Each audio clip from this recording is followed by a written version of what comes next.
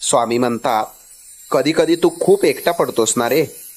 कुणाला काही सांगता येत नाही आणि मनातलं दुःख ओठांवरही आणता येत नाही. मग तू शांतपणे कोपऱ्यात जाऊन रडत असतोस, बरोबर ना? अरे, तुला वाटतं कुणालाच कळत नाहीये, पण लेकरा, तुझ्या डोळ्यातून पाणी पडण्याच्या आधी माझं काळीज तुझ्यासाठी तिळतिळ तुटत असतं. तुझ्या त्या शांत रडण्याचा आवाज माझ्यापर्यंत सगळ्यात आधी पोचतो. मी तुला जवळ घ्यायला धावून येतो रे, पण तुला माझं अस्तित्व जाणवत नाही. तू रडू नकोस बाळा. तुझ्या आयुष्यातील हा अंधार मी स्वतः दूर करेन. तुझं ओझं माझ्या खांद्यावर दे आणि तू फक्त माझ्या कुशीत निवांत झोप.